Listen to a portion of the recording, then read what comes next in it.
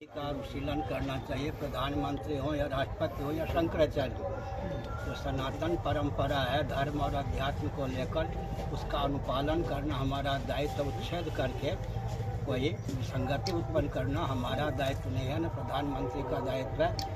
कल्पना कीजिए कोई ब्राह्मण भी, नरसिंह राव जैसे कि ब्राह्मण से प्रधानमंत्री के पद पर रहते तो भी वह अपनी मर्यादा की सीमा में ही काम करते, किसी धर्माचार्य को आगे करके शास्त्रीय विधा से ही भगवान राम भक्त को प्रतिष्ठित करते। उसमें दखल देना उचित नहीं। हमारा भी दायित्व होता है, विधि निषेध की सीमा में ही हर व्यक्ति को कदम उठाना चाहिए, उसी से विश्व का हित होता है, उसका हित। आपको क्या लगता है नरेंद्र मोदी विधि ठीक तरह से नहीं बना? ये राम मंदिर जो इनॉग्रेशन होते जा रहे हैं, मैंने कहा कि विधि मैंने जाकर अभी देखा ही नहीं है, जब देखूंगा वास्तुशास्त्र के अनुसार बना ही होगा। समझ गए ना? प्रतिष्ठा की जो विधा है, मुहूर्त है, महीने का ध्यान रखा जाता है, पक्ष का कौन मूर्ति का स्पर्श करे कौन न करे, गर्भगृह में कौन पहुँचे कौन न पहुँचे।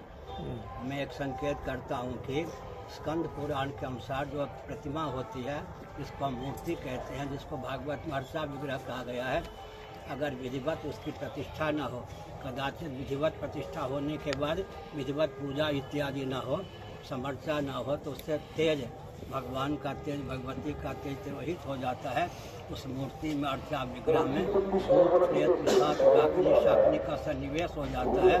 भूत प्रेत पिशाच डाकिनी शाकिनी का जब सन्निवेश होता है, विप्लवपूर्ण वातावरण हो जाता है। भगवान राम सेकुलर नहीं, मर्यादा की सीमा में ही हम हो या आप हो या प्रधानमंत्री हो, सारा काम होना चाहिए। प्रधानमंत्री का दायित्व होता है मर्यादा का पालन करें और करवाएं। मर्यादा जो शास्त्र सम्मत है, परंपरा प्राप्त है, वेदांत शास्त्र सम्मत जो विधि निषेध है, उनमें लोभ, भय, कोरी, भावुकता, विवेक का सन्निवेश नहीं है। लेकिन प्रधानमंत्री पूरा देश के जो बड़े बड़े हस्तियां हैं सबका आमंत्रित किया है। जैसे हम लोग देख इंफॉर्मेशन मिल रहा है, सचिन तेंदुलकर भी जा रहा है। हमारे यहाँ भी निमंत्रण आया है, अपने साथ किसी एक व्यक्ति को ला सकते हैं, आ सकते हैं। अच्छा, तो फिर आपको निमंत्रण मिला ही होगा। आपका सिद्धांत अपनी ही जा रहे हैं? 22 जनवरी को अपनी जा रहे हैं? कितने बार मैं कहूँ? 22 बार नहीं, मैं गुरुजी पूछ रहा था कि इतने बड़े बड़े हस्तियों के आमंत्रण किया जा रहा है, ये जो देख रहे हैं हम लोग, ये बहुत बड़ा आडंबर हो रहा है। ये क्या होना चाहिए था, या धर्म के लिए कुछ अलग होना चाहिए था ये इनॉग्रेशन में? जब सुप्रीम कोर्ट हमसे पूछेगा तो मैं जो बोलूँगा वही जजमेंट होगा। समझ गए? शंकराचार्य का पद न्यायाधीश का होता है। न्यायाधीश चौराहे पर नहीं बोलता, जहाँ बोलता है वो बोलता ही है। अगर ये मेरे कोर्ट का विषय होगा, आएगा, तो मैं निर्णय दूंगा। अभी जो मैं कह रहा हूँ वो ठीक ही कह रहा हूँ। मुझे जैसे जो जा रहे दलाई लामा जी इत्यादि, किसी को मैंने रोका नहीं। मेरा स्वभाव है गुप्त या प्रकट में रोकता नहीं।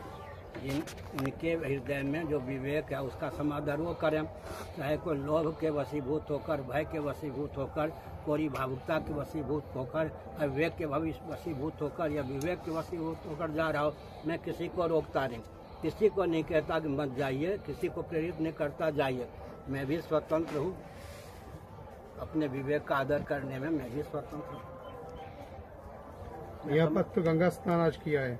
हाँ, यहाँ का गंगा जी का दर्शन किया है और स्वास्थ्य की दृष्टि से स्पर्श भी किया है। गंगा जी के प्रति हमारी पूर्ण आस्था है।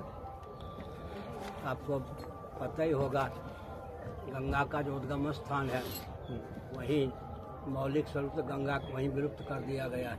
हेलीकॉप्टर, उसकी वाणी का प्रभाव नहीं था। क्या मेरी वाणी पर अगर लोभ, भय, कोरी, भावुकता या विवेक का प्रभाव हो तो आप बोलिए।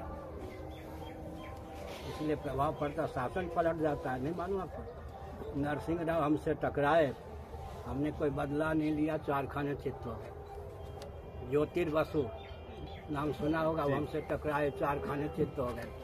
समझ गए? जो सपा वाले हमसे टकराए, सपा वाले हमसे टकराए, मुलायम सिंह भी हमसे टकराए, लालू यादव टकराए, जो टकराए उनका शासन चूर हो गया। मैंने कोई प्रयास नहीं किया। जो हमसे टकराएगा चूर चूर हो जाएगा। बचपन हम लोग आते थे। आप तो टकराते नहीं, इसलिए बहुत अच्छे हैं। हो गया।